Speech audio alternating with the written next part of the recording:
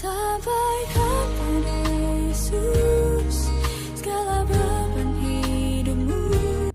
Shalom, selamat pagi Bapak Ibu Saudara-saudara yang terkasih di dalam nama Yesus Kristus. Senang berjumpa lagi dengan saudara-saudara melalui channel Aletheia Niaskaro ini untuk saya tetap berbagi firman Tuhan sebagai komunikasi saya dengan saudara-saudara. Kiranya saudara boleh bangun dalam keadaan sehat, dalam keadaan sukacita, dan Tuhan kiranya menolong saudara sepanjang hari ini dalam segala aktivitas kerjaan usaha yang saudara lakukan. Saudara-saudara, firman Tuhan bagi kita di pagi hari ini di dalam 1 Petrus pasal 2 ayat 1. Firman Tuhan tertulis, "Karena itu buanglah segala kejahatan, segala tipu muslihat, dan segala macam kemunafikan, kedengkian, dan fitnah." Amin. Firman Tuhan saudara-saudara yang saya kasihi, awalilah dengan doa dan akhirilah ketika menonton daripada renungan ini dengan doa juga. Saudara-saudara, ada hal yang harus kita buang dalam diri kita. Umpamanya seperti barang yang kita punya, barang itu tidak berguna lagi dengan kita, atau mungkin ada yang sama dengan barang itu. Karena barang ini sudah tua, sudah tidak berguna, maka kita pasti buang. Sesuatu yang dibuang berarti sesuatu yang tidak berguna, sesuatu yang kotor, jorok, dan tidak akan bermanfaat. Akhirnya kita membuangnya, saudara-saudara yang terkasih, di dalam hal benda seperti itu. Nah, di dalam hal kerohanian, sifat dan tingkah laku juga harus kita buang. Apa yang dibuang? Tentunya yang tidak benar, tentunya yang tidak baik, tentunya yang mengandung sebuah kejahatan. Dan firman Tuhan di pagi hari ini, Rasul Petrus menyampaikan ini kepada orang Kristen yang tersebar di Pontus, Galatia, Kapadokia, Asia Kecil, dan Bitinia. Ia menasihati mereka bagaimanakah seharusnya orang Kristen bisa menunjukkan perilakunya dengan membuang segala yang jahat. Nah ini, karena itu buanglah segala yang jahat. Ini luar biasa saudara-saudara ya.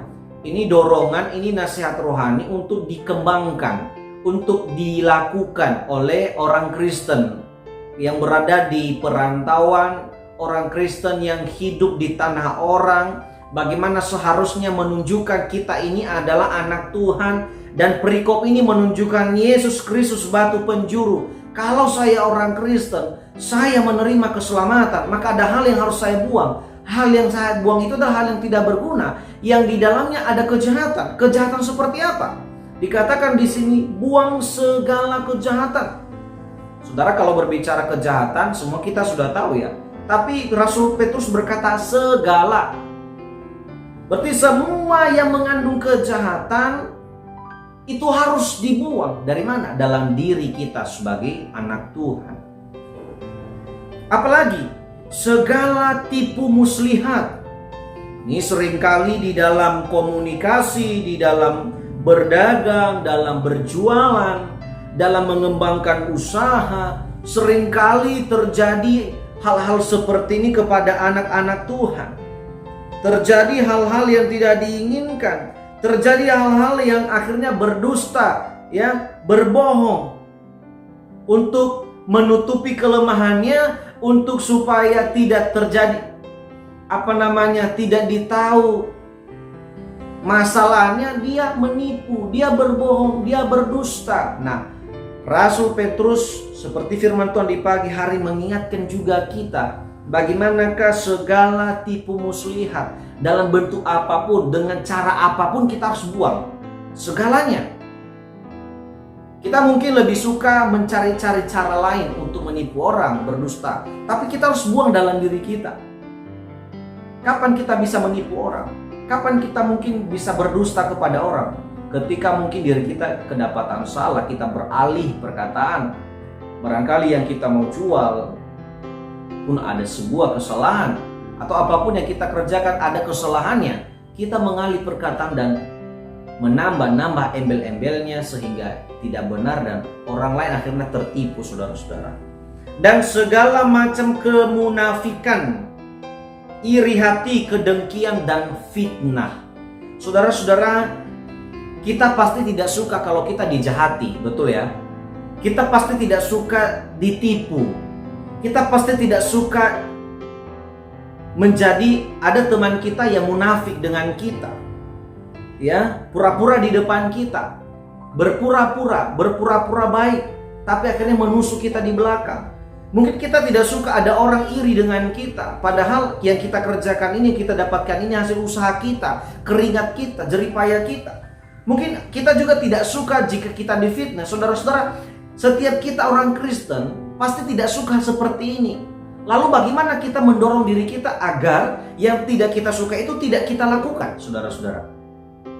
Janganlah kita menfitnah, janganlah kita iri hati, janganlah kita berpura-pura baik depan orang padahal kita menusuknya di belakang. Janganlah kita menipu, janganlah kita jahat, saudara-saudara. Karena kita tidak suka seperti itu. Kalau kita tidak suka seperti itu, kita harus mendorong diri kita untuk tidak melakukan kesalahan orang lain itu kepada kita. Saya rasa kita tidak suka diiriin ya, iri hati.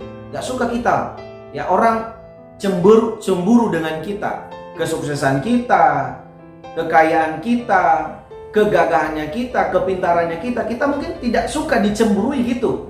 Hasil dari kecemburuan itu kan akhirnya digosipin, dicari kesalahan kita. Dan akhirnya kita sepertinya salah di depan banyak orang. Kita pasti tidak suka. Maka jangan kita melakukan hal ini, saudara-saudara.